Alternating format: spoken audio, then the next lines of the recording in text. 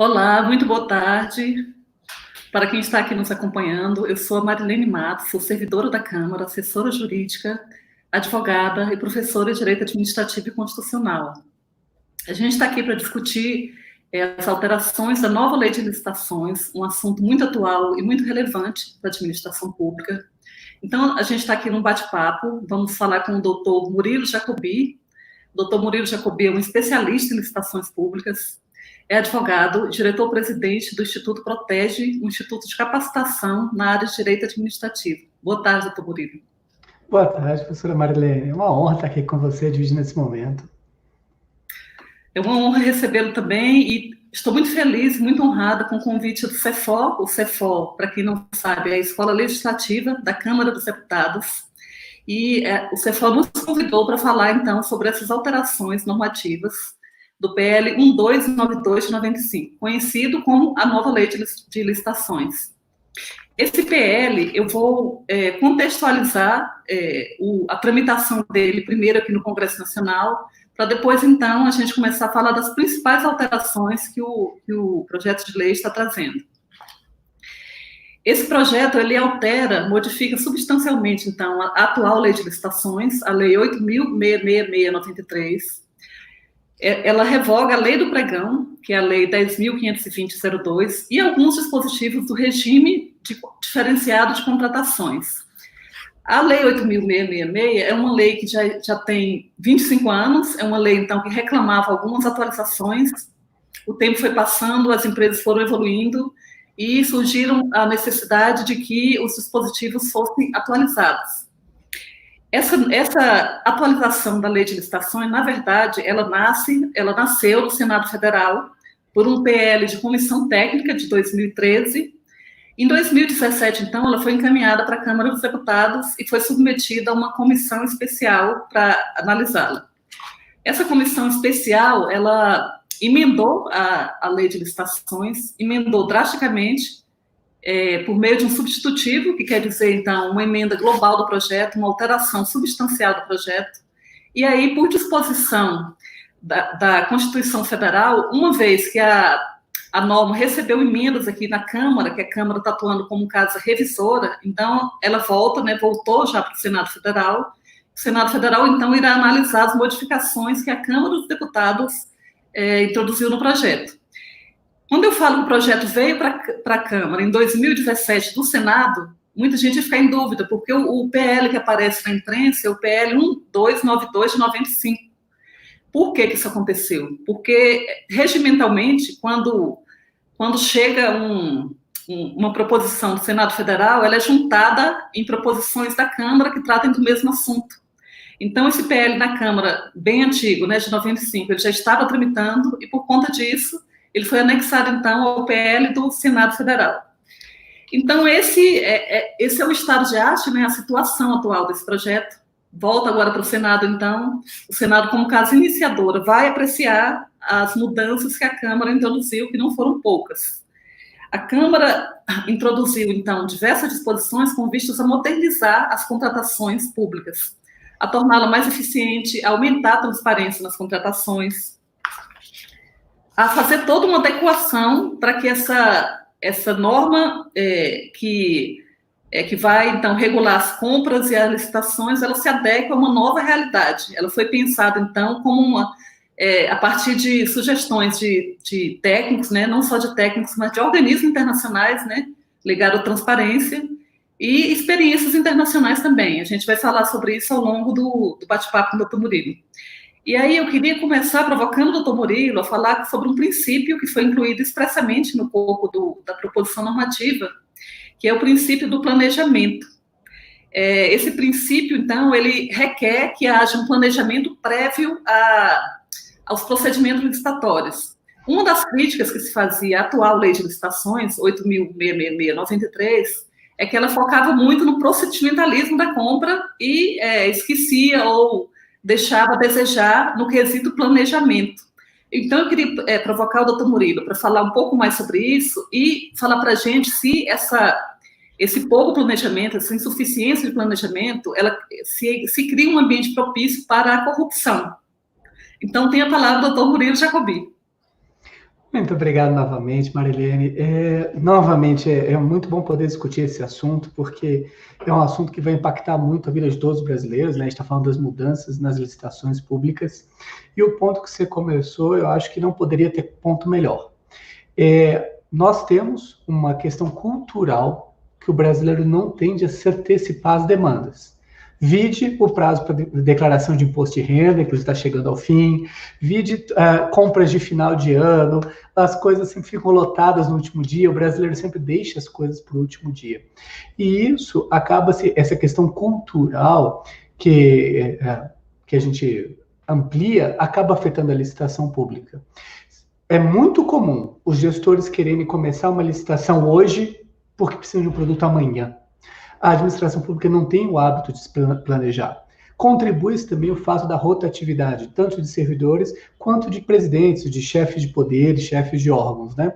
Você tem um prefeito que assume uma prefeitura e precisa fazer tudo em 4 anos. Então, ele quer fazer o planejamento, licitar a obra e inaugurar a obra dentro do mandato dele. E algumas vezes isso é muito desafiador.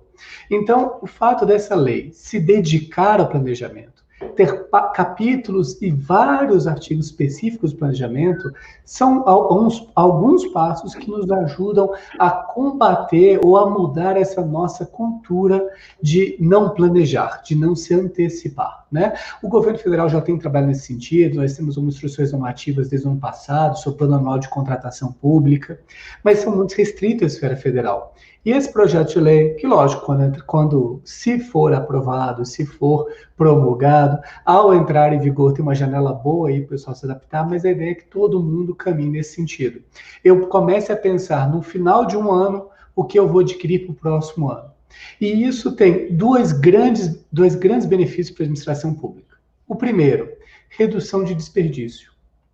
Quantas vezes a administração pública compra mal e compra algo que não atende, algo que não funciona?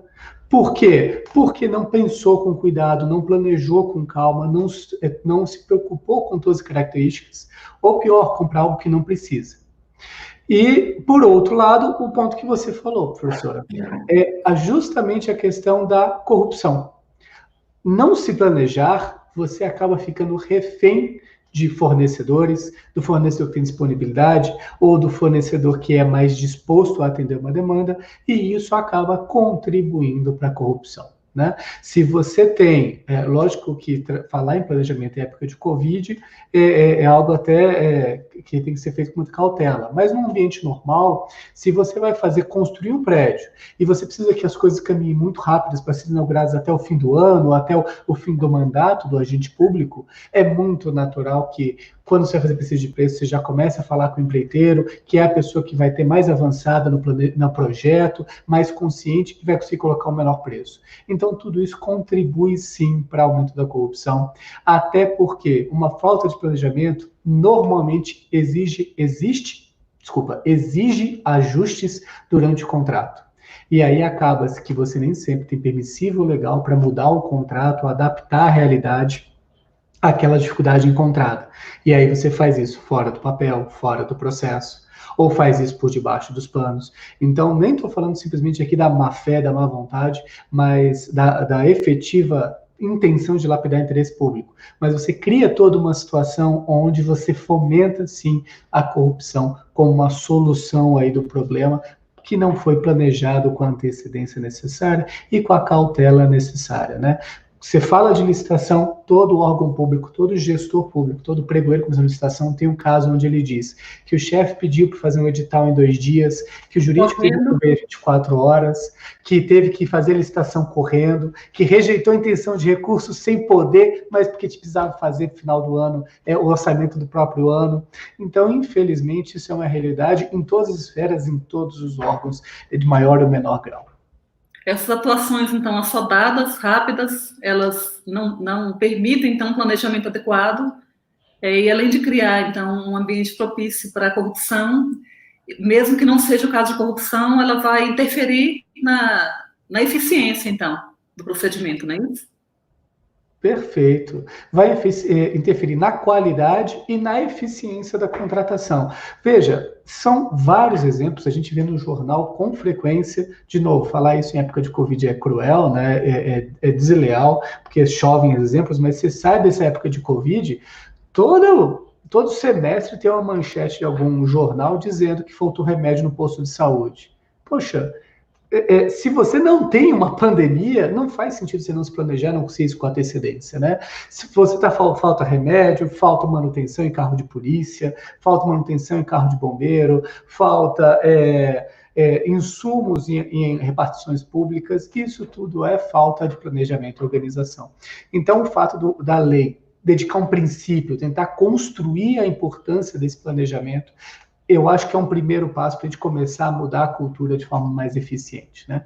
O Plano Anual de Contratação do Governo Federal é um excelente exemplo. Você começar no final do ano, pensar tudo o que você precisa do ano que vem, começar a se organizar nesse sentido, porque o gestor já tem imprevistos naturalmente, né? Ele tem uma demanda que surge em cima da hora, ele tem o orçamento que é contingenciado, ele tem que se virar, ok? Agora, se você não planeja, isso torna assim, ainda mais um obstáculo para você trazer o resultado que a sociedade merece, que a sociedade precisa. E é isso que a licitação, no fundo, né? Adquirir um objeto, bem, serviço ou obra, para atender o interesse público, algo que a sociedade precisa, direto ou indiretamente.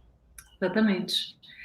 E aí a gente tem, ao lado dessa necessidade, né, de planejamento, a gente vai ter uma outra questão da norma que parece contraditória e, na verdade, não é. Aí eu queria falar sobre isso.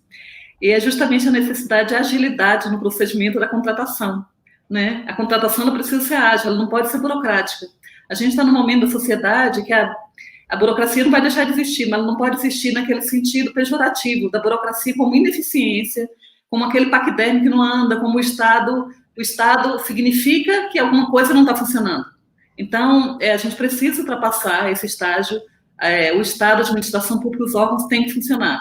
E aí, nesse sentido, essa norma, ela traz, então, um instrumento para agilizar os procedimentos de licitação, que é a inversão das fases do procedimento. Eu tenho uma experiência pessoal, trabalhei no Departamento de Material e Patrimônio da Câmara e peguei uma época em que a gente habilitava os licitantes.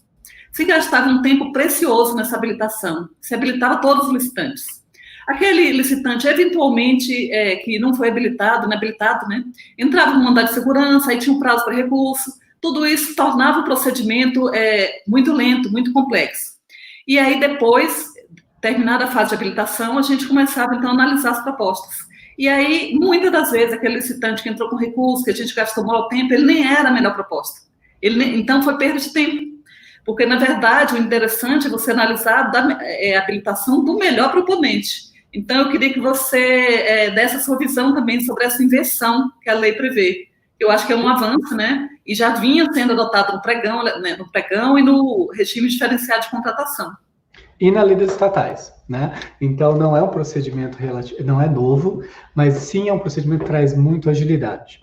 Porque justamente o exemplo que você deu. Eu vou só analisar a documentação de habilitação que tende a ser mais robusta. Eu sei que nem sempre isso é verdade, né? Dependendo do objeto, dependendo do serviço, mas você vai analisar a documentação de habilitação só do vencedor.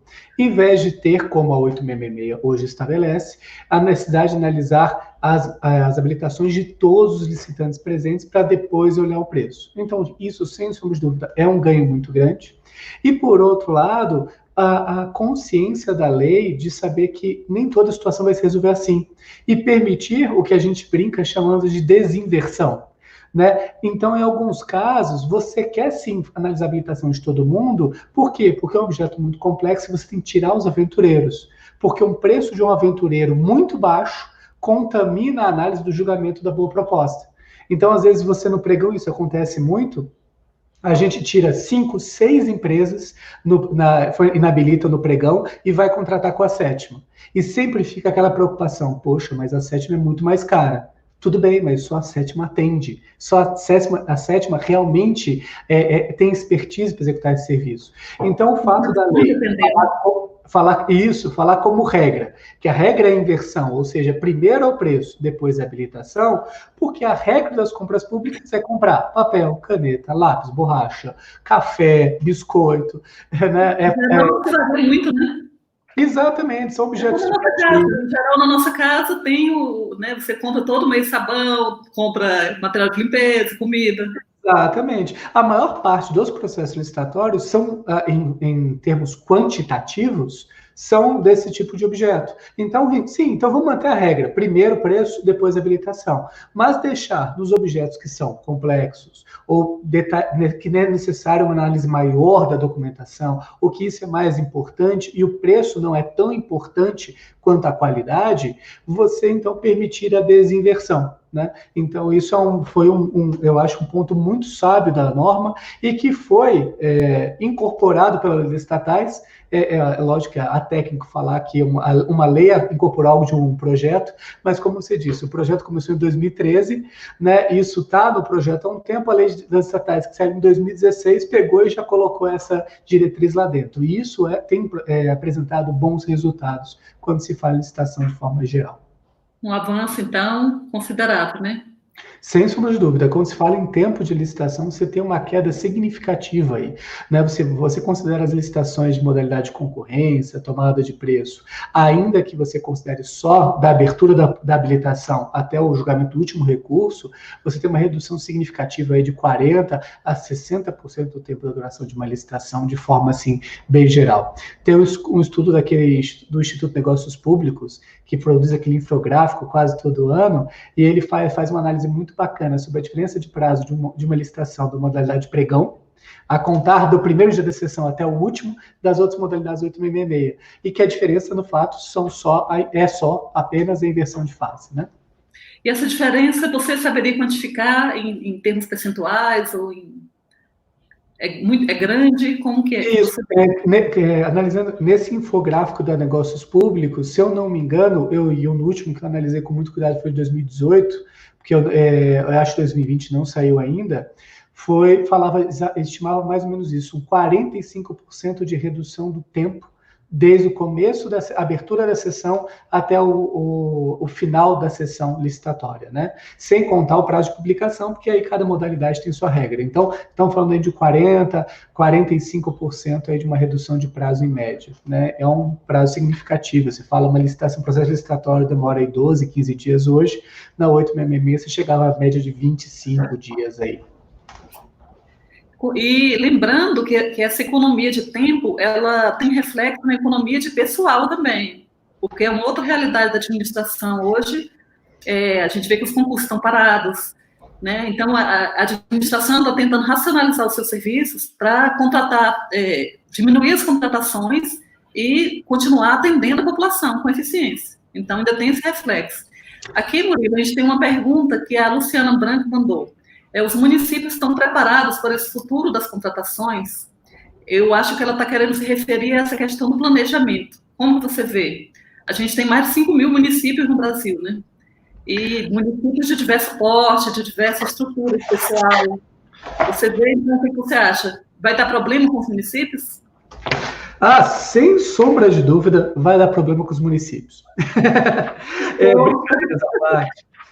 Brincadeiras à parte, o texto hoje do projeto de lei, se for aprovado desse jeito, que pode mudar algumas mudanças no Senado, ele prevê que os municípios até 20 mil habitantes vão ter 6 anos para se adaptar à aplicação da norma. Quando você fala dos municípios um pouco maiores, eles têm um prazo um pouco menor, né? E eu estou tentando localizar aqui, mas não lembro de cabeça. Eu acho que são 3 anos ou 4 anos também para se adaptar. Então, sem sombra de dúvida, não estão. Um dos grandes problemas que a gente tem é realmente a sensibilidade que uma norma feita em âmbito federal tem que ter, que a realidade dos municípios são diferentes. Você tem municípios onde as pessoas têm um acesso diferente à comunicação. Eu sei que todo mundo fala hoje de internet, de uma quantidade grande de dados, mas quantidade grande de dados de qualidade não são tão fáceis assim para acessar quando você fala de... Mais de 5 mil municípios, imagina. Mais de 5 mil realidades. Tem uma história que eu costumo contar, um fato que aconteceu comigo. Tive a oportunidade de dar um curso sobre pregão no Tribunal de Contas do Estado de Roraima. Roraima. E dei um curso, 8 horas de aula de pregão. Acabou a aula, uma senhora veio falar comigo. E a cerimonialista chegou já, olha, queria pedir desculpa, porque essa senhora participou do seu curso inteiro com bebê de colo, porque ela não tinha com quem deixar. Ela pegou 8 horas de barco para chegar aqui, para assistir o curso, então não tinha com quem deixar a criança. A pessoa pegou 8 horas de barco com uma criança de colo e dormiu, obviamente, mas assistiu um curso de 8 horas de duração de pregão com uma criança de colo, super comportada, chorou um pouquinho, mas administrou, e aí ela vai voltar com 8 horas de barco. A pessoa, no mínimo, é dedicada. Quem é pai de família sabe que ficar 8 horas com uma criança numa sala de aula não é qualquer um. É importante. Não é para qualquer um. E aí acaba um curso de 8 horas do pregão, ela vem, adorei a sua aula, professor, que bom, mas eu queria tirar uma dúvida. Pois não. Eu queria saber qual é a diferença de licitação e de contratação direta. Ai, meu Deus.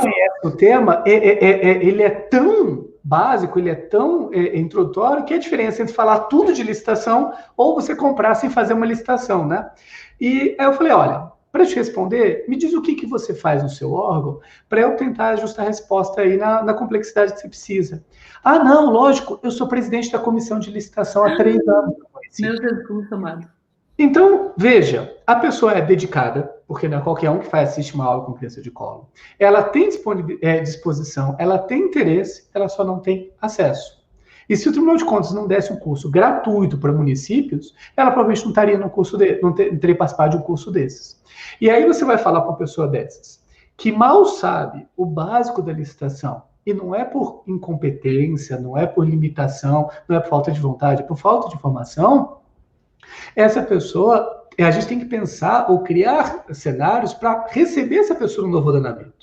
Então, quando você fala que tem 6 anos para aplicar, que o projeto de lei prevê que os tribunais de contas vão estruturar escolas de governo para treinar os servidores públicos, a nossa expectativa é que nesse período você consiga fazer os municípios chegarem mais próximo do nível de produtividade, eficiência ou de informação que os estados e até a própria União têm. Né? Salvo raras exceções, obviamente tem municípios que são extremamente bem preparados, são referências no país e fora do país, mas você quando fala em município de 20 mil habitantes, essa não é a realidade. Né? Essa não é a realidade.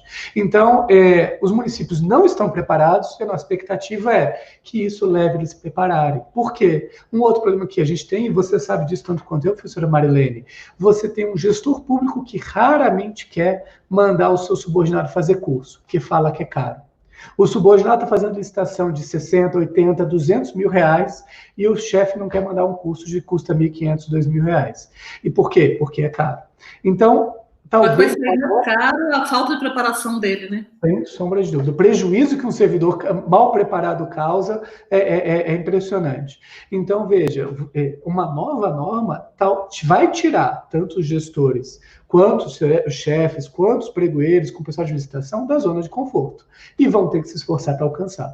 Então, Luciana, não estão, mas a esperança é que com esse prazo que a lei deu de aplicação mais alongados, a gente chegue lá aí, pelo menos com uma diferença menor, depois que essa lei for aprovada, se ela for aprovada. Ela vai ser aprovada, será? Se Deus Doutor Murilo se expressou muito bem, né? A norma também, um dos objetivos da norma é promover uma mudança de cultura, né? E a gente já viu isso ocorrer na prática, né? Quando veio a norma, né? Sobreveio a norma, que obrigava a usar o cinto, muita gente ficou revoltada. Hoje é inimaginável alguém não usar o cinto.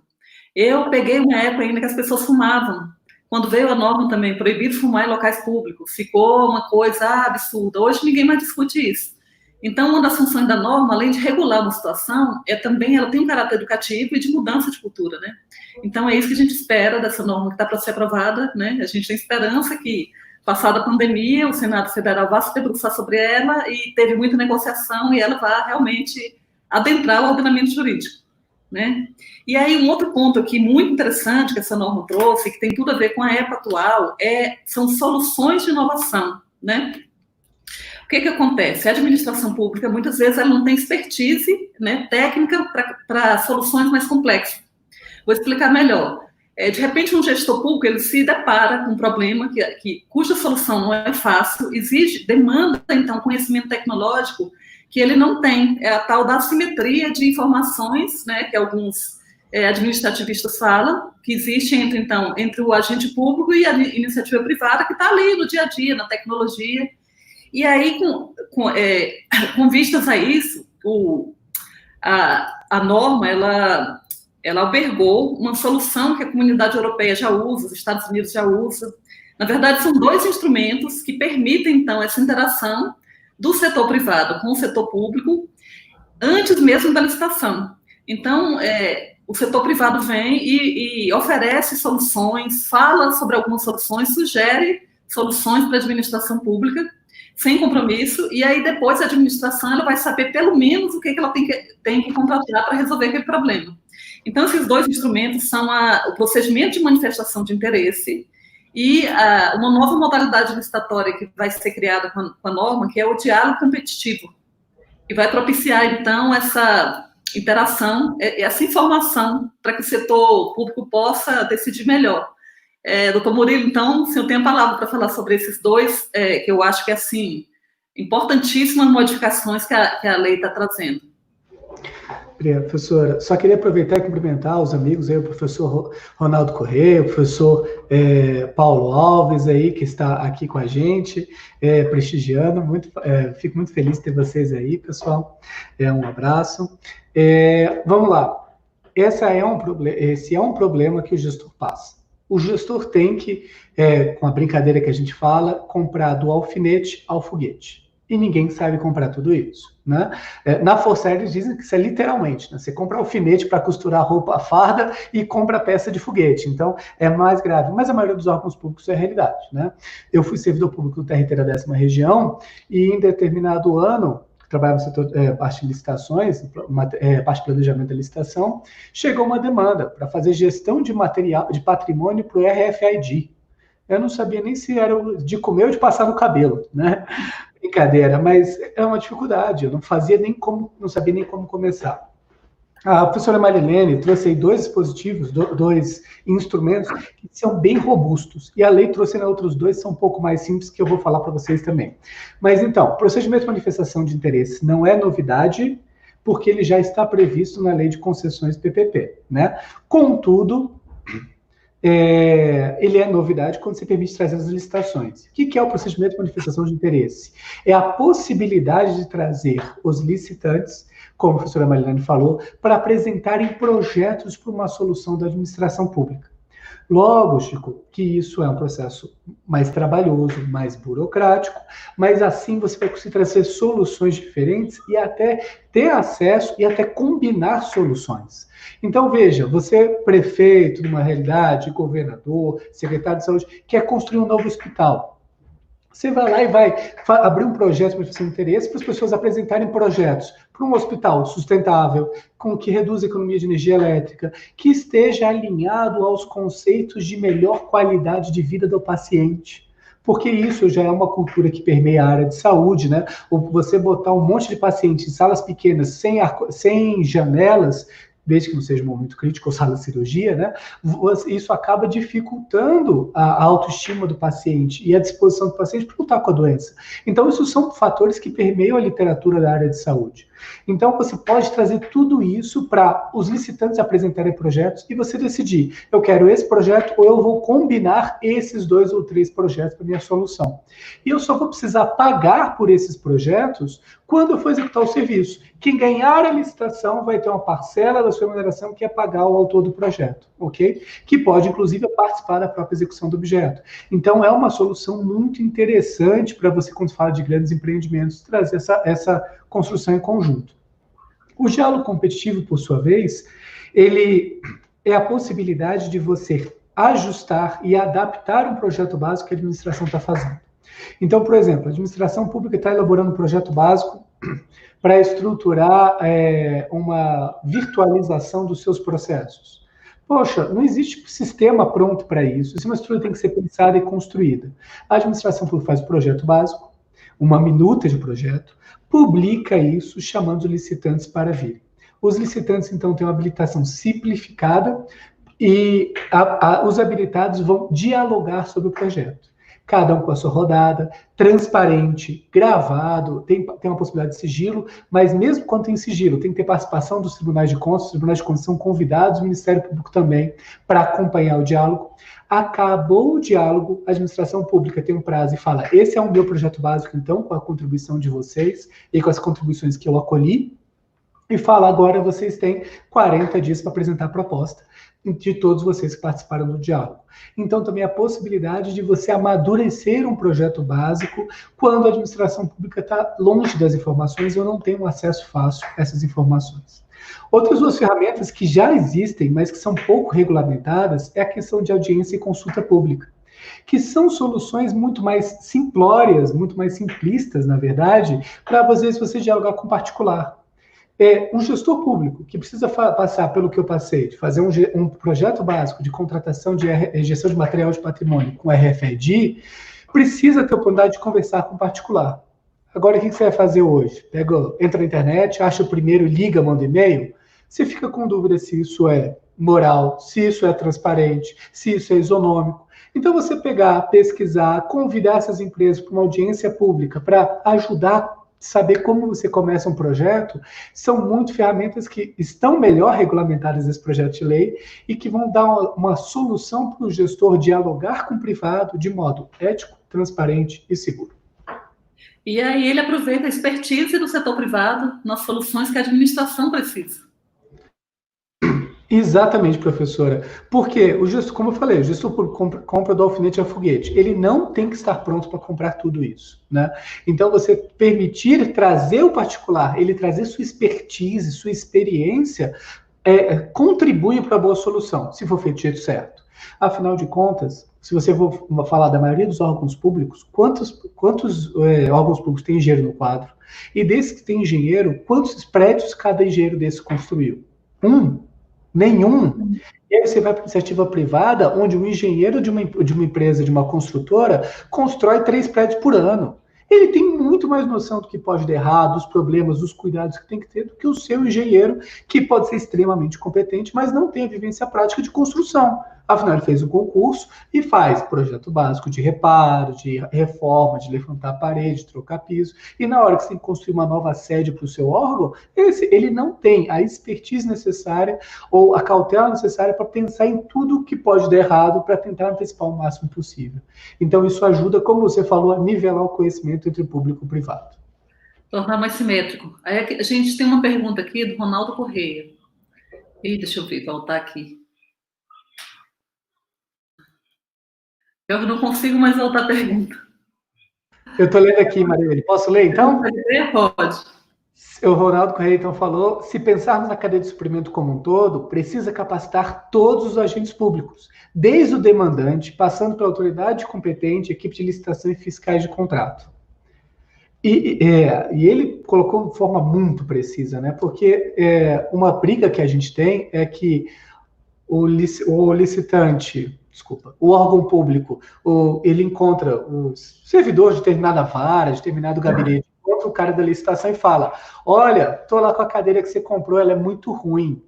Desculpa, o rapaz da licitação não tem culpa da qualidade do objeto, porque quem tem responsabilidade por isso? Ou é o requisitante que fez o projeto básico de referência, ou é o gestor do contrato, que aceitou uma porcaria entregue, quando na verdade licitou-se outro objeto. Uma brincadeira que eu faço em sala de aula, desculpa aí a expressão porcaria, mas a brincadeira que eu faço em sala de aula é, sabe aquela caneta que não escreve? Se você pensar bem, a única pessoa que não tem culpa por ela é o pessoal da licitação. A parte de definição do objeto pode ter alguns cuidados, mas o gestor do contrato, que recebe uma caneta que não escreve e paga por ela, e não troca por conta garantia, ou por causa do código de defesa do consumidor, você tem 30 dias para trocar, e não troca o que não atende, você está dando dinheiro para uma pessoa continuar fazendo errado e incentivando ele a fazer o errado. Veja, se eu sou um fornecedor desonesto, peguei uma caneta que não escreve, te entreguei e você pagou, eu vou ligar para o fabricante e falar, ó, me manda todos os canetas que não escrevem de graça, que eu tenho um Zé Mané que está pagando por elas. E vou desonrar no seu órgão se você não fizer nada a respeito. Então, treinar o gestor do contrato, treinar o demandante, treinar a autoridade competente, são essenciais para você ter uma cadeia de suprimentos, como o Ronaldo falou, competentes ou eficientes para administrar a situação. E usar bem, né? Isso reflete na boa utilização dos recursos públicos que já estão escassos. Tem mais uma pergunta aqui, Gisele Rodrigues. É muito comum ver nos órgãos públicos uma certa desconexão entre as diferentes áreas no que diz respeito aos seus planos de compra e aquisição. Mais de um setor do mesmo órgão licitando produtos ou serviços da mesma natureza ou aquisições sendo feitas sem especificações e abrange a necessidade de todas as áreas. A nova legislação tem que olhar atento para uma possível racionalização das aquisições no setor público no que diz respeito à necessidade de planejamento. Acho que meio que a gente já falou sobre esse planejamento, né, no início. Gisele, infelizmente, tem certas coisas que a lei não consegue fazer. Precisa do gestor. A lei pode dizer que você tem que organizar a demanda, mas se o gestor não pega e não conversa com outra área que tem uma demanda similar, não tem lei que resolva. Né? A brincadeira que a gente faz também, não tem lei que resolva a corrupção no Brasil. O que tem?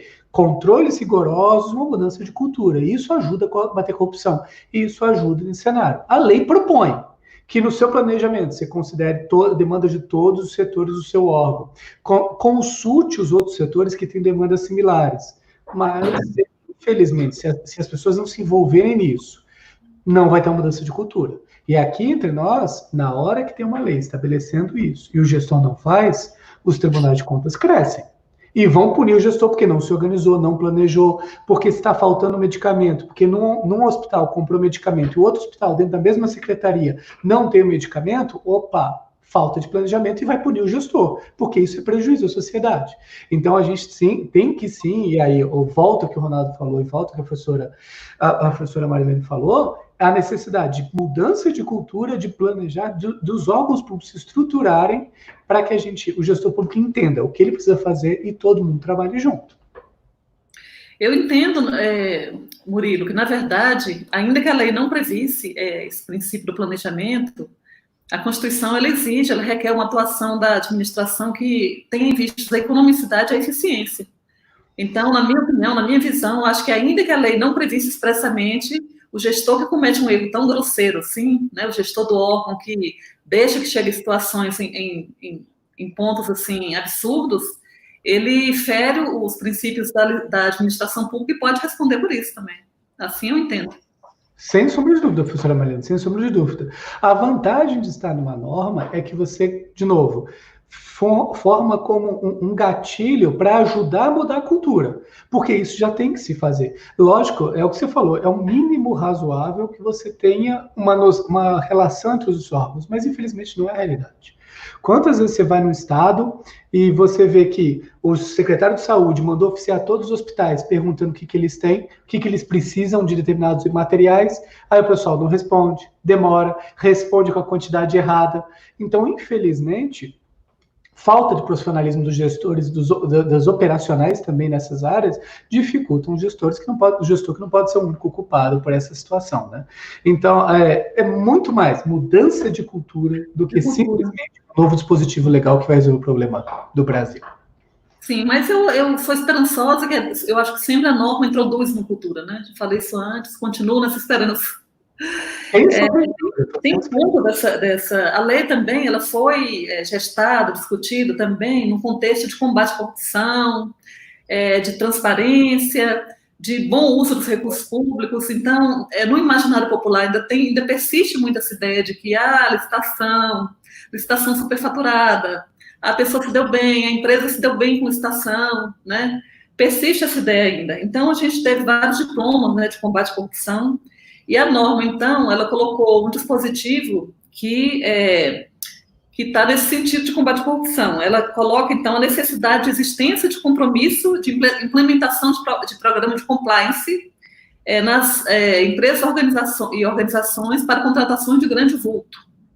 Então, eu quero que você fale sobre esse... O que você acha? Você acha o compliance? Óbvio que ele não é milagroso, ele não vai... né? Ele não é a pílula mágica que vai fazer com que a administração não haja mais corrupção na administração. Mas como você avalia a eficácia que esse dispositivo vai ter com essa ideia de combate à corrupção? Professora Marilene, eu sempre fico com muito receio de fazer críticas a alguns textos, alguns dispositivos, principalmente quando está em construção, porque eu sei quanto difícil, já tive a oportunidade de contribuir com construções de normas, e sei quanto difícil pensar em tudo, né? Mas compliance é uma ferramenta excepcional. É uma ferramenta que ajuda muito, porque ela trabalha com o principal requisito que a gente falou até agora, mudança de cultura. O fato de você ter que envolver a alta administração, de você fazer treinamentos anuais, de você criar regras e canais para denunciar, regras para como as pessoas têm que se portar, isso ajuda a mudar uma cultura. Então, eu acho que compliance é uma das melhores ferramentas que eu conheço para combater a corrupção.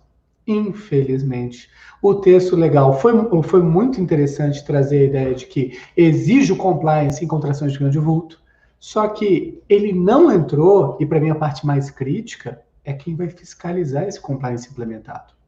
Rio de Janeiro, Distrito Federal e mais alguns outros estados estabeleceram lei dizendo, ou decreto, obrigando a empresa que trabalha com licitação, se ganhou o contrato, tem que fazer a sua norma de compliance.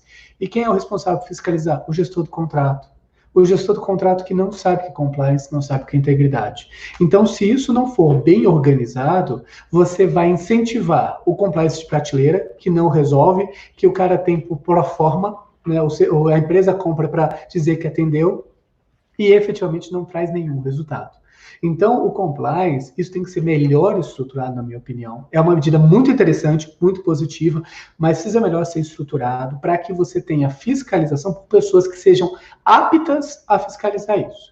Né? Você vai ter um gestor público que tem que ficar cuidando de posto de trabalho, de segurança, já tem a obrigação de saber regra trabalhista, saber questão de imposto sobre relação de trabalho, porque a administração pública hoje é responsável, subsidiária em tudo quanto é contratação de terceirização de mão de obra ainda, infelizmente. Isso tem mudado, mas vai demorar para resolver. E aí você tem o gestor que tem que olhar isso, ele ainda tem que saber compliance, saber fiscalizar e saber se está funcionando. Então, se isso não for criada uma sistemática para fiscalizar, ok? Eu acho que isso vai ser ineficaz. E vai daqui a pouco transformar o compliance no vilão. Dizer que as pessoas têm compliance mesmo assim são corruptas, porque tem um compliance de prateleira, um compliance mal feito mal e porcamente, né? E que não vai dar resultado. Então, a minha grande preocupação é essa, para que não deixem o compliance, qualquer coisa, se dizer que atende como compliance. Você falou isso, eu lembrei de eu não tenho certeza dessa informação, mas eu acho que eu li, ou alguém comentou que a Petrobras, ela tinha um programa de compliance quando ocorreu toda aquela questão do Petrolão. Então, muita gente falou assim, olha só, como o compliance não resolveu nada. Né? Tinha todo um programa ajustado, e aí? Qual foi a solução, qual foi o resultado prático do compliance da Petrobras? Se ocorreu tudo aquilo, um escândalo, né? Uns desvios, um malbaratamento. Infelizmente, veja, nenhuma ferramenta funciona se você não verificar se ela está sendo bem utilizada, né? Eu ia fazer uma analogia, mas acaba não sendo boa. Você pode ter a melhor ferramenta do mundo, o melhor instrumento no mundo. Se a pessoa que está na mão não sabe usar, você vai resolver como, né? Você fala, olha, vai ter vestibular aí nas faculdades públicas agora e o pessoal vai ter aula ao vivo, vai ter aula na internet. Se a pessoa não tem internet ou não sabe usar uma internet, que você ainda acontece com pessoas um pouco mais velhas ou pessoas que têm menos acesso a esses instrumentos, isso não dá resultado nenhum, né? É uma grande crítica que o pessoal falou sobre a prova do MEC, né? A prova do Enem.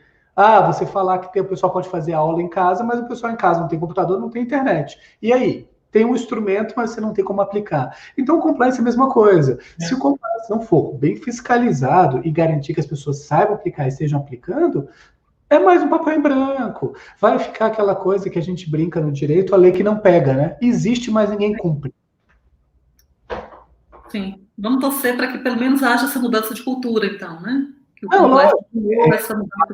lei não tem como trazer tudo e não precisa. Nada impede que aqui no futuro, com essa lei saindo, venha um decreto regulamentando como se fiscaliza, que o jurídico do Estado, o ente ou do Estado ou da União vai ajudar, vai criar regras para apurar. Show de bola. Não pode parar onde está achando que vai resolver o problema, porque não vai. Né? Essa é a preocupação. A gente pulou uma pergunta aqui da Ana Paula Carneiro.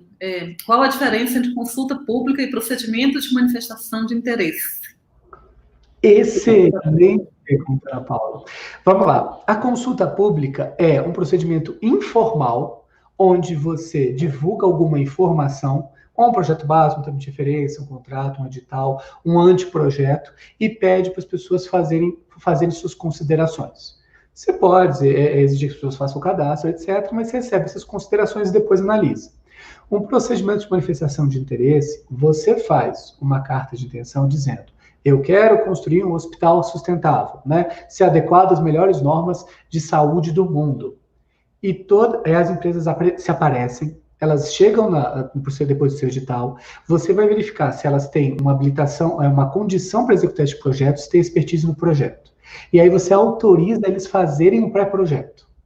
Eles fazem o pré-projeto e você decide qual desses pré-projetos você vai querer e quais desses pré-projetos você vai combinar ou não. E aí você vai falar, você agora vai executar o projeto, quem eu escolhi, nas termos do pré-projeto, e vai ser remunerado na futura contratação. Veja que o PMI é muito mais robusto, muito mais rigoroso, tem prazo estabelecido em lei, regra, procedimento, etapa de recurso, tudo isso. E a consulta não. Eu não sei se vocês acompanharam, mas o Ministério da Economia divulgou uma minuta de decreto para a licitação do pregão eletrônico do ano passado, 2024. Desde abril ficou no site do Ministério da Economia para as pessoas darem sugestão do texto do decreto. Qualquer um pode chegar, qualquer um dá sugestão e eu vou decidir se eu concordo ou não concordo, se eu considero ou não considero. Então é algo muito mais informal, muito mais prático de fazer do que o PMI, que é muito mais regrado, muito mais burocrático, tem remuneração, tem que pagar pelo projeto. Então são coisas bem distintas nesse cenário. Outro ponto polêmico que a lei tenta resolver, solucionar, é o problema de obras paralisadas. A administração seleciona, toma determinados cuidados com a habilitação, para ver se aquele licitante, né, ele tem condições de contratar e entregar depois o objeto para o qual ele foi contratado. Mas, mesmo assim, pode ser que mude, né, a situação daquela empresa ou a gerência dela, e por um motivo ou outro ela não consegue entregar o objeto do contrato. Então, por conta disso, por conta dessa situação, né, que é observada na prática, de obras paralisadas, que causam muito prejuízo. Então, a lei, ela tentou, de uma certa forma, solucionar isso, colocando a obrigatoriedade de seguro e permitindo um percentual de até 30% do valor da contratação para a contratação de grande vulto. Só que essa lei ela tem um impacto direto nos valores, né? Aliás, essa norma, né, essa obrigatoriedade do seguro, ela impacta diretamente no aumento do custo do contrato, né? Então, eu queria que você, Murilo, falasse para a gente como você enxerga o custo-benefício disso. Ao mesmo tempo que aumenta a segurança, né, de que o objeto seja cumprido, a gente tem um aumento no custo do contrato. Então, como que fica essa equação? Essa equação, ela continua sendo vantajosa para a administração pública? Perfeito, Marilene. Nesse momento é só especulação, né? A gente não sabe quanto mais vai custar a obra e se isso vai ter o resultado esperado, né? Eu confesso que eu compartilho do seu otimismo, que eu acho que essa norma ajuda a mudar referências, mudar culturas, mudar a nossa realidade. Por quê? Não tem coisa pior para um país do que uma obra, um monumento pela metade. Né? Você parar isso e aí passar 2, 3 anos apurando a responsabilidade de quem que deu causa, se foi culpa da administração com um projeto ruim, se foi culpa da empresa que abandonou a obra. Aí depois você passa mais um ano tentando fazer um projeto básico. Aí você tem que recuperar o orçamento, tentar de novo o orçamento para construir a obra, que não é todo ano que isso vem. Fazer uma nova licitação, ver se você encontra alguém disposto a continuar a obra enquanto o dinheiro começou. Porque a obra tem uma particularidade. A parte mais importante, ou mais significativa da obra, ela não é visível. É a fundação. São as colunas de apoio de um prédio. E se o esqueleto está na metade, e você é um novo engenheiro tem que continuar a obra do outro, se aquela pessoa errou a fundação ou fez colunas frágeis, esse prédio cai, a culpa é sua. A culpa é sua e continua a obra do outro. E você não tem como saber se a coluna está bem feita, a não ser que desmonte, faça de novo. Então, obras inacabadas são, para mim, um dos maiores problemas que tem a administração pública no país, como falando de licitações e contratos. Ela tem um custo econômico, custo social, você tem um prédio abandonado ser ocupado por pessoas que são dependentes de droga, pessoas em situação de rua, e isso tudo vira um problema social, sem problema econômico, problema social, prejuízo, o custo de cuidar da obra, cuidar de insumo da obra, o pessoal rouba fio de cobre de obra. Então, quebra da preda. Exatamente. Preda, isso. Exatamente. Então, veja, você tem um problema. Então, qualquer coisa que reduza a quantidade de obras paradas, para mim, é um ganho, independente de custar mais caro. Qual é a ideia desse seguro, né? Um seguro tem até 30%, você vai cobrar em obras de grande vulto, e qual é a ideia? A empresa largou a obra, a seguradora ou paga o seguro, ou termina a obra recebendo a remuneração inicialmente prevista. Por conta dela, ela vai, consegue a equipe, vai lá e termina a obra. Ou subcontratam uma outra empreiteira, uma outra construtora para resolver o problema. Isso é permitido para a seguradora. Qual é a questão? Isso vai criar alguns requisitos. Primeiro, seguradora não vai dar seguro para qualquer pessoa, para qualquer empresa. Ela tem que conhecer se a pessoa é empresa com expertise, empresa de noção, de experiência, de nome. Só que eu estou falando de obras de grande vulto. Então está tudo bem eu limitar esse mercado a menos empresas. Segunda coisa, você tem que trazer uma expertise para a seguradora de acompanhar a obra. Por quê? Porque pagar o seguro para a seguradora é muito pior do que terminar a obra. Porque terminar a obra, ela trabalha e recebe. E ela não tem que tirar nada do bolso. Enquanto se ela tiver o seguro, ela tem que pagar o seguro. Ok? Então, essas empresas, as seguradoras vão investir, e não vai ser dia para noite, mas vão investir em trazer engenheiros para o seu quadro, especialistas em acompanhar uma obra, para saber avaliar se vale terminar a obra ou não vale. Se é vantajoso para garantir que a empresa esteja trabalhando bem feito, para que ela saiba continuar aquela obra sem maiores dificuldades, ok? Então, eu acho que isso é fantástico. Eu acho que isso ajuda, porque se isso efetivamente reduzir a quantidade de obras paradas, vale pagar mais caro. Vale pagar um pouco mais porque, de qualquer forma, também, quando a obra para, tem um custo e não é baixo, né? Lógico que em cada momento, em cada cenário, você vai ter que avaliar isso, né? É que nem a gente viaja e aluga um carro. Você vai alugar o carro, a empresa de aluguel fala lá, quer com seguro ou sem? Quer seguro isso, quer seguro aquilo. A gente vai avaliar em cada caso, mas sai mais caro? Sai. É menos dor de cabeça? Sem sombra de dúvida. Então, eu acho que a administração pública, quando a gente analisa o histórico dos últimos 15, 20, dos últimos 25, 28 anos que a gente está falando da lei de licitações, da Lei 866, e você analisa a quantidade de obras paradas, por problemas, paralisadas, abandonadas, eu, Murilo, acho que é um custo que vale a pena a gente testar para ver se é uma solução que funciona, né? Mas, de novo, é meu otimismo e aí é tudo especulação. O meu também. Falando em risco também, a lei prevê, então, uma matriz de risco, né? Prevê que seja alocada essa matriz, que é como se fosse uma divisão de risco entre o contratante e o contratado, no caso, a administração pública, né? Então, os riscos indiretos, eles entram já no cálculo do valor estimado. E aí, Murilo, eu queria ver a sua opinião, se isso aumenta a segurança do setor privado, porque quando não tinha esse dispositivo, o que acontece? Ocorrendo uma situação extraordinária, o setor privado vai ter que batalhar, exercer o jus puniendi, falar que aconteceu uma situação extraordinária e tentar ou ajustar, né, o valor do contrato, ou ter uma indenização, enfim, tentar ajustar a situação de alguma forma.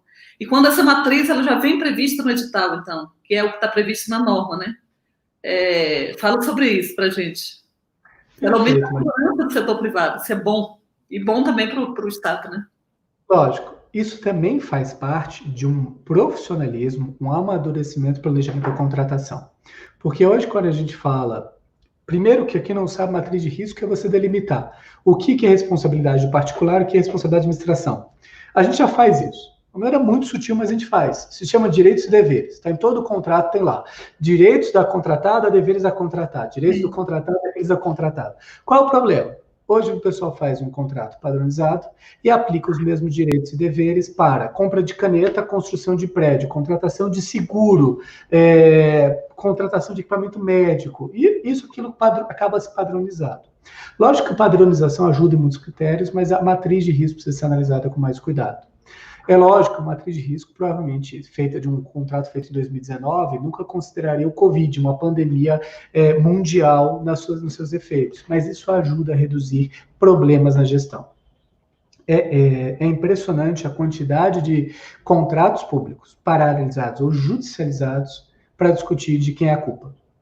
Ah, porque a sondagem do solo não estava correta, mas a administração pública que fez, mas o risco é do contratado. Ah, o contratado ia entregar, mas a empresa de logística entrou em greve. Ah, isso é caso fortuito ou força maior, isso é área extraordinária ou área ordinária, que a gente chama juridicamente, né? O dólar aumentou. Ah, o dólar aumentou um pouco, o dólar aumentou um tanto. Isso tudo sempre são objetos de debate, e isso é um risco. Risco porque, se a contratada tem que considerar tudo isso, ela vai botar isso como preço adicional. Se eu tenho que preparar para aumento do dólar, para inundação, para queda de ponte, para etc., meu amigo, meu preço vai subir. Eu vou botar seguro disso, seguro daquilo no meu custo do meu contrato. E vai aumentar. Oi? E vai aumentar, vai impactar no valor, com certeza. Lógico, vou pagar mais caro. E se o contratante não coloca isso de forma clara, daqui a pouco ele está respondendo no Tribunal de Contas, no Ministério Público, por ação de probidade. Por quê? Porque a administração pública pagou por algo que não era atribuição da administração e era atribuição do contratado. Olha só. Então, quando você se dedica a fazer uma matriz de risco, pensando o que pode dar errado numa contratação geral desse tipo de objeto, é previsível, né? Exato. Dentro de uma certa previsibilidade, você ajuda ao contratado a fazer um orçamento melhor, mais preciso e, portanto, mais barato, e você ajuda até você saber quais partes você, a administração, tem que aceitar e qual parte a administração não precisa aceitar e tem que botar na conta do contratado. Você reduz uma judicialização, porque hoje você acaba criando uma cultura no gestor público. O que eu quero? Eu quero que você... A gente está numa briga, eu sou contratante e você é contratado, eu quero que você judicialize. Por quê? Porque o juiz decide, o problema não é meu, o Tribunal de Contas vem atrás de mim. E aqui entre nós, a pior coisa que eu posso ter como cidadão brasileiro é um contrato público paralisado. Porque significa que o interesse público não está sendo atendido, provavelmente recursos públicos estão sendo perdidos por conta disso, porque se judicializou, tem honorários, tem multa, tem correção monetária, tem juros, então você tem uma série de custos adicionais à judicialização, né? Hoje, o maior réu do judiciário da esfera federal é a União. Sim. Então, se você consegue reduzir isso, colocar mais claro e propostas mais claras, você consegue o retorno mais positivo dos processos licitatórios, né? A gente diz que hoje a AGU é o maior escritório de advocacia do mundo. E tem cliente justamente a União, né? Justamente, sem sombra de dúvida. E falando em transparência, foi criado também o Portal Nacional das Contratações Públicas, né? A norma prevê, então, que todos os atos, como condição de eficácia, que todos os atos relativos ao procedimento licitatório, bem como contratos, aditivos contratuais, eles ficarão ali concentrados num portal único, né? É bastante avançada a proposta no acesso, de permitir, então, o acesso a qualquer um, ter todos os dados relativos às contratações públicas. E como é que você vê esse instrumento, Murilo? Muito bem, Aureliane. Esse instrumento, ele anda em alinhamento com as regras do GPA da OMC, né, Organização Mundial do Comércio. O que é o GPA? É o Global Procurement Agreement, que é o Acordo Global de Licitações. É uma ideia de você fazer um acordo entre vários países, já existe há vários anos, algumas décadas, inclusive, e você faz onde todos os países que participam desse acordo, uma empresa de um país pode participar da licitação de qualquer outro desses países, sem nenhuma restrição adicional. Então, é uma ideia de uma norma universal de licitação, diretrizes gerais, que você estabelece de forma a permitir que os licitantes possam conhecer ou ter uma ideia do que esperam dos outros países. E um dos requisitos do GPA é você ter um lugar unificado para divulgar os atos de licitação. Isso ajuda na transparência, ajuda no controle, ajuda na informação. Então, tudo isso contribui para você ter uma licitação mais transparente, mais eficiente, mais fácil da administração pública e sociedade controlar. Então, lógico, vai ser um desafio grande, porque você vai ter que integrar sistemas de município e estado, e a lei foi muito sábia disso, que ela não obriga os estados e municípios a usar o sistema federal, mas você vai ter que entregar tudo isso, mas vai dar um resultado muito positivo na questão de acesso aos licitantes, de facilidade de ter as informações. Então, é algo extremamente positivo na minha análise e que vai ser muito proveitoso quando forem implementados depois da aprovação da norma. A par desse Portal Nacional de Contratações, e parecendo contraditório, mas na verdade não é, como a gente vai ver aqui, a norma cria a possibilidade de orçamento sigiloso da administração pública. Então, qual é o objetivo desse orçamento sigiloso? É fazer com que o licitante não saibam qual foi o orçamento, que valor foi alçado pela administração, porque quando eles têm acesso ao orçamento, o normal é que eles apresentem sua proposta o mais próximo possível daquele orçamento que consta ali do procedimento. Então, a norma vai permitir, né, vai colocar como facultativa a apresentação desse orçamento, vai permitir que o orçamento seja sigiloso, não para os órgãos de controle, mas para os licitantes. Eles só vão conhecer, então, o orçamento após a finalização do procedimento licitatório, julgamento das propostas. Não é isso, Murilo? Algo a acrescentar sobre o orçamento sigiloso? Não, é exatamente isso. Não é exatamente uma novidade. Isso foi trazido aí, uma certa interpretação nisso na lei do pregão. O decreto 1024/2019, pregão eletrônico, deixa isso bem explícito, essa possibilidade, e a lei dos estatais vai na mesma linha, né? E o raciocínio é simples. Se você vai no mercado, chega lá para comprar um produto de R$95 e chega abanando uma nota de R$100 e fala, compra mais barato, estou meio apertado, ninguém vai dar desconto, né? Todo mundo sabe que está disposto a pagar mais. Então, o fato da administração pública poder não divulgar quanto que ela está disposta a pagar permitiria ou criaria um cenário mais favorável para as pessoas ficarem mais interessadas em baixar o preço. Isso tem pontos positivos, negativos, a doutrina debate bastante sobre isso, e não existe uma solução de forma geral. Não existe dizer, esconde o preço melhor para tudo, divulgar o preço melhor para tudo. Tem casos que precisam ser analisados, uma série de variáveis precisam ser consideradas. Claro. E eu queria te comentar também sobre uma mudança da lei, que ela substitui a comissão de licitação pelo agente de contratação. E aí me parece que esse agente, ele se assemelha bastante ao pregoeiro, não, Murilo?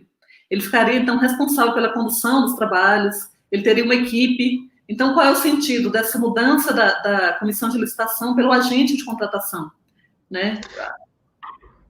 Qual é o grande benefício que você vê nessa alteração? Muito bem, Marilene. Veja, eu acho que o que acontece? Estamos cada vez mais caminhando para a informatização dos processos licitatórios, né? Anteontem eu fiquei sabendo do pregão realizado por WhatsApp. Não sei se você viu aí nas redes sociais, lá no meu Instagram até postei um pouquinho. Mas fazendo essa é uma exceção, um caso bem atípico, né? Mas a gente está caminhando para a informatização do processo licitatório. Então, veja, quando você está falando de processo licitatório informatizado, isso dá muito menos trabalho para administrar e o sistema te ajuda em várias etapas. Então, a ideia de você reduzir a equipe de 3 para uma pessoa só, considerando que a maior parte das licitações públicas são para produtos de limpeza e conservação, para material de almoxarifado, material de estoque, não são objetos notoriamente densos e complexos, que exigem uma comissão robusta para analisar, você acaba adequando o conceito de, olha, vamos simplificar, vamos dar um resultado mais eficiente, mais rápido, porque isso funcionou muito bem com o pregão, e é justamente a inspiração que você falou. Se funciona o pregão, vamos deixar para tudo. E quando o gestor quiser, ou dando despesa, entender que a licitação é complexa, é robusta, constitui aí sim uma comissão excepcional para administrar aquela contratação específica, ou aquelas contratações de um conjunto específico. Então, a ideia realmente é se adaptar a uma norma à realidade do Brasil. Aqui a gente falou, você tem municípios pequenos, órgãos grandes estruturas, e você simplificar, enxugar essa comissão para um agente único, é um ganho aí quando se fala de eficiência, desde que, como a norma tem feito, deixar a exceção para que eu possa instituir uma comissão quando for de interesse. Interessante. E aí, Murilo, a gente está caminhando para o final da nossa live, esse assunto é muito absorvente, ele é inesgotável, a gente poderia ficar aqui, né? Você vive dando curso sobre esse assunto, e então é uma abordagem que não termina, né? Mariana, eu queria fazer uma observação, desculpa lhe interromper, o professor Paulo ainda fez uma observação excelente aqui que eu não falei. O agente da licitação, ele é mais que o pregoeiro, porque ele tem ingerência, inclusive, na fase interna da contratação, no planejamento da contratação, da oficialização da demanda. Então, é a ideia de você ter 2 personagens, você tem o gestor do contrato, que cuida da assinatura do contrato até o final, de tudo, apesar dele não ser que faz pagamento, mas ele está ali participando de tudo, você teria o agente da licitação que seria o inverso, cuidaria desde o surgimento da demanda até o final do processo licitatório. Então, ele é um pouco mais do que o pregoeiro. Obrigado pela observação, professor Paulo. Perfeito. Então, como eu estava falando, a gente vai chegando ao final, porque o tempo não nos permite, mas eu queria aqui fazer uma última observação, que até era um dos propósitos da live, né? A gente tem uma legislação especial da contratação emergencial. Essa contratação, essa legislação especial, ela permite, então, que seja dispensada uma série de formalidades, ela aumenta os limites da dispensa de licitação. Em algumas hipóteses, ela permite que empresas que não estejam totalmente regularizadas participem do procedimento licitatório, embora não seja uma licença, uma carta em branco para o gestor fazer o que bem entender e sair fazendo, né, contratações, compras irregulares, que depois também ele vai ter que responder por isso. Uma das ideias é a gente ver o ponto de convergência com essa disposição do projeto de lei, né, que vai regulamentar a licitação. Eu achei como ponto de convergência justamente essa necessidade de agilizar o processo licitatório e esse aumento também dos limites de dispensa. Eu achei como ponto de convergência, né, entre a legislação da pandemia e a proposta de nova lei de licitações. O que você acha? Perfeito, professora. É justamente isso, né? Acho que são os principais. Aumento de limite de dispensa que fica bem alinhado com o que está previsto no projeto de lei. Então, 50 mil para bens e serviços e 100 mil reais para obras e serviços de engenharia, né? Então, é um aumento significativo quando a gente para pensar aí no valor que a gente está falando hoje, 17 mil aí, pouco para as contratações de bens e serviços, mas quando a gente fala da valorização do real, é um impacto, é uma questão não tão atípica assim, quando a gente analisa a quantidade do valor. O que acontece? Eu ia falar um ponto que eu lembrei também aqui agora, que é a aplicação do RDC para as licitações e contratações de quaisquer obras, serviços, compras, alienações e locações. Isso também está bem alinhado com o projeto de lei, que ele não chama mais de RDC, mas todas as modalidades passam a ter modo disputa aberto, ou fechado, ou aberto e fechado. Então, ou fechado e aberto, desculpa, né? São essas possibilidades. Então, aplicar o RDC também não deixa de ser um primeiro passo para ficar mais próximo dessa proposta de alteração de licitações. Beleza. E aí, para finalizar, eu gostaria aqui de externar, né, a minha opinião, depois eu vou dar a palavra para o doutor Murilo. Eu entendo como positivo o saldo, né, desse normativo que está vigente. Sou otimista como o doutor Murilo também, acredito que a lei vai influenciar a cultura, né? Vai ser uma lei que vai pegar, todas as leis devem pegar, né? Mas a gente sabe que tem lei que na prática ela enfrenta resistência, né, da população. Essa lei eu acredito que vai pegar, né? Sou otimista quanto à implantação do compliance para mudar a cultura e para aumentar a transparência, diminuir os casos de corrupção nas contratações públicas, tornar mais célere o procedimento, modernizar a administração pública, que já não é sem tempo, a gente precisa se modernizar. No âmbito internacional, a gente vê que isso está acontecendo, então por que não acontecer aqui? E para isso estamos nós, né? Estamos nós, estudiosos de direito, servidores públicos, para contribuir no que for necessário. Então, a minha análise é que o saldo é positivo para esse novo normativo. E tem muita esperança em passar da pandemia, realmente o Senado, como já é um projeto amadurecido, o Senado, então, vai decidir sobre ele, depois que decidir, finalmente mandar para a sanção presidencial. E aí eu passo para o doutor Murilo fazer suas considerações finais. Muito obrigado, professora. Sem sombra de dúvida, eu acho que o saldo é positivo. Tem pontos que poderiam ser melhores, tem pontos que poderiam ter avançado muito mais, mas eu acho que isso é natural de toda a norma que a gente analisa, né? A gente sempre espera mais, né? Quando saiu o Código de Processo Civil, falaram isso. Quando saiu o Código Civil, falaram isso. Então, não seria diferente de uma norma de licitação, que é extremamente impactada pelos instrumentos de tecnologia de informação, pela modernidade. Eu acho que, além do ponto que a gente falou, eu só gostaria de registrar que eu acho que um dos pontos mais interessantes que o projeto traz é parar de tratar a administração e o privado como adversários. Você tem que tratar bandido como bandido, isso é verdade, isso não muda. Mas a contratação pública é você juntar interesses de duas partes que querem construir algo em conjunto. Eu preciso de algo que eu quero bem feito e o particular quer ser justamente remunerado por isso. Então, essa concepção também nos ajuda a entender a licitação com um processo melhor.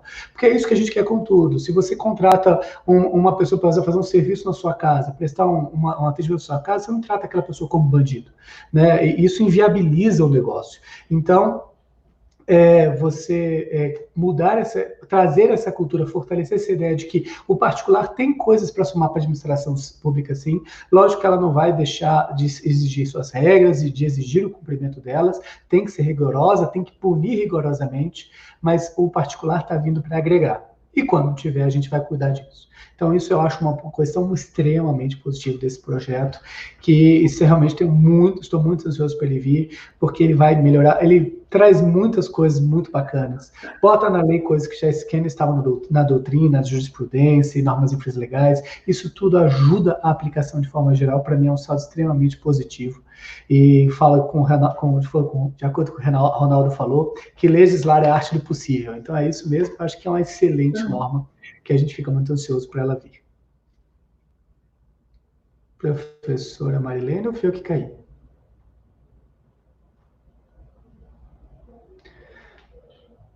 Pessoal, digam aí, vocês estão me vendo ou estão vendo ela? Quem caiu?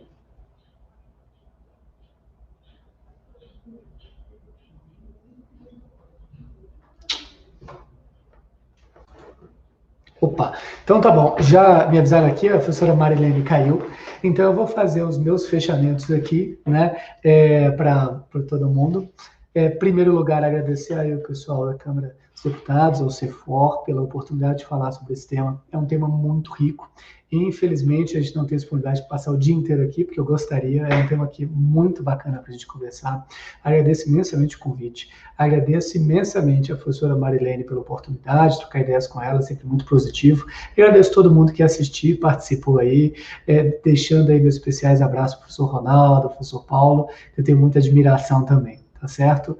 Tem sido um grande prazer estar aqui com vocês. Eu não sei se a gente vai esperar a professora Marilene voltar ou a gente encerra aqui. E o que vocês acham, pessoal da produção aí? Me ajuda aí. Posso finalizar? Então, posso finalizar. Fechando, então, com os senhores. Eu tenho certeza que a professora Marilene está sentindo muito não poder se despedir dos senhores. Tenho certeza que ela gostou do momento tanto quanto eu. Então, foi um prazer. A gente fica à disposição para ajudar vocês. Siga a gente nas redes sociais, lá no Instagram, LinkedIn. A gente está aí para trocar ideias, discutir ainda mais o tema. Um abraço a todos. Voltei. A Marilene voltou? Probleminha técnico aqui, acontece. É isso. Então, ótimo, que você está finalizando. Então, faça a sua finalização aí, que eu tomei a palavra no seu lugar. Imagina, eu ia lembrar o doutor Murilo falou muito sabiamente sobre uma questão que eu concordo muito e que foi possibilitada justamente pelos diálogos competitivos, que é a parceria necessária, né, indispensável entre o setor privado e o setor público naquilo que for aplicável, obviamente, e desde que seja transparente, sonoro, com todos os cuidados. Essa parceria ela é fundamental e realmente, o importante é ter o controle, a forma e não ficar se alimentando essa visão equivocada, essa visão do senso comum de que a empresa é inimiga, que tem que ser combatida, o foco tem que ser o controle mais do que o resultado. Não, o controle, hoje a gente tem instrumentos até tecnológicos que permitem um controle eficiente. Então, eu não vejo a necessidade de o foco ser no controle e na desconfiança em relação ao setor privado. Para isso, nós temos vários instrumentos. Se acontecer alguma coisa, vai ser possível ressarcir. A própria lei ela traz vários instrumentos capazes de fazer com que a administração seja ressarcida de eventuais danos. Temos os tribunais de contas, temos inúmeros instrumentos de controle. Então, mais alguma coisa, doutor Murilo? Não, perfeito, professora, foi isso. Enquanto a senhora estava offline, eu estava me despedindo aqui, agradecendo a atenção de todos. Então, por favor, pode fazer o fechamento aí. Então, vou aproveitar para me despedir e agradecer mais uma vez aqui o doutor Murilo, que é uma referência nessa parte de licitação, e muito contribuiu aqui com os conhecimentos da prática que ele tem, e agradecer a quem nos acompanhou. Muito obrigada. Obrigado e até mais. Tchau.